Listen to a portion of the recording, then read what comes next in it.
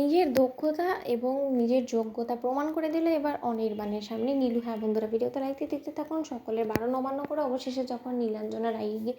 Delivery করানোর জন্য রাইয়ের কাছে যায়, ঠিক সেই মুহূর্তে রাই বলতে থাকে যে নীলু, আমি আর কোনো মতে যন্ত্রণা সহ্য করতে পারছি না, যে করে হোক না কেন আমার এই যন্ত্রণাটা থামানোর কোনো একটা ব্যবস্থা কর নীলু, আমি তোর কাছে হাত জোর করে অনুরোধ করছি। অন্যদিকে নীলু বলতে থাকে যে দিবে এর একটা মাত্র উপায় আছে, সেটা হলো তোর বাচ্চাটাকে তোর পেট থেকে বার করা, এবং সেটা মৃত হোক বা জীবিত যে করেই হোক না কেন বের করতে হবে, আমাদের হাতে এর থেকে বেশি আর কোনো রকম কোনো অপশন নেই। অন্যদিকে যখন অবশেষে রায়ের প্রসব বেদনা আরও বেশি বেড়ে যায় এবং নীলু বলতে থাকে, এই তো দিদিভাই তুই একটু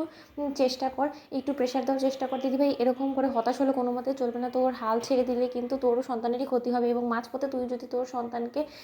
পৃথিবীর আলো দেখাতে গিয়ে তুই যদি আটকে যাস তাহলে কিন্তু তোর সন্তানের ক্ষতি হতে পারে, এমনটাও হতে পারে যে তোর সন্তান পৃথিবীতে নাও জীবিত অবস্থায় বেরোতে পারে। তাই আমি তোকে বলছি যে একটু সাহস রাখ, তুই একটু জোর দেওয়ার চেষ্টা কর দিদিভাই, কিছুক্ষণের মধ্যেই দেখবি যে তুই মাতৃত্বের স্বাদ পেয়ে গেছিস এবং তোর সন্তানটা কিছুক্ষণের মধ্যে তোর হাতে থাকবে। দিদিভাই ঠিক সেই মুহূর্তেটাই বলতে থাকে যে না রে, তুই আমাকে যতই সান্ত্বনা দিস না কেন, তুই নিশ্চয়ই আমার মেডিকেল কেস সম্পর্কে জানতে পেরে গিয়েছিস অনির্বাণের কাছ থেকে, এবং আমার সন্তানটা সুস্থ সবলভাবে পৃথিবীর আলো দেখাটা কোনো মতে পসিবল না, কারণ ডক্টর সুভদ্রা আগেই আমার সন্তানের ক্ষতি করার জন্য একটা ভুল ইঞ্জেকশন পুশ করিয়ে রেখেছে, তাও আবার আমার কোনো রকম কোনো কনসার্ন না নিয়ে। অন্যদিকে নীলু বলতে থাকে যে দিদিভাই ওসব ভাবনা চিন্তা করে এখন বিন্দুমাত্র সময় না, তুই একবার ভেবে দেখ না, যদি তোর গর্ভের বাচ্চাটা সুস্থ সবল নাই থাকে তাহলে তোর প্রসব বেদনা কেন শুরু হয়েছে বলতো, তোর এরকম যন্ত্রণা কেন হচ্ছে, নিশ্চয়ই তোর ভেতরে বাচ্চাটা বের হওয়ার জন্য অস্থির অস্থির করছে, তার জন্যই তোর এরকম মনে হচ্ছে, তাই না দিদিভাই? তুই এরকম করে হতাশ হলে কী করে চলবে বলতো, একটু জোর দেওয়ার চেষ্টা কর। ঠিক সেই মুহূর্তেই রাইয়ের জোর দেওয়ার কারণে অবশেষে যখন রাইয়ের সন্তানটা পৃথিবীর আলো দেখতে পায় এবং চিৎকার চেঁচামেচি আওয়াজ শুনতে পায় অনির্বাণ বাইরে দাঁড়িয়ে, তখন অনির্বাণ বলতে থাকে যে আমার সন্তানের আওয়াজ, এটা এটা একটা বাচ্চা কান্নার আওয়াজ না। অন্যদিকে ক্রান্ত বলতে থাকে যে যা মনে হচ্ছে শুনে তাতে তো তাই মনে হয় যে হ্যাঁ ইতিমধ্যে হয়তো বা আপনার সন্তান পৃথিবীর আলো দেখে ফেলেছে। অন্যদিকে রাই যখন জ্ঞান হারিয়ে ফেলে, ঠিক সেই মুহূর্তে নীলু বলতে থাকে যে কী ব্যাপার, রাই দিদিভাই জ্ঞান হারিয়ে ফেলে কেন, কিছু তো বুঝতে পারছি না। রাই দিদিভাই তো জ্ঞান হারিয়ে ফেলাটা কোনো মতে ভালো লক্ষণ নয়। এই দিদিভাই তুই শুনতে পাচ্ছিস, রাই দিদিভাই তোর সন্তান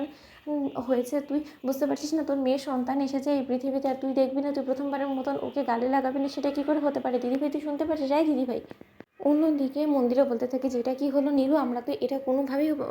পরিকল্পনা করিনি, এরকমটা হলে এখন কি করে চলবে বলো তো? এখন তো তোমার জামাইবাবু রীতিমতো তোমাকে দোষারোপ করবে, কারণ সে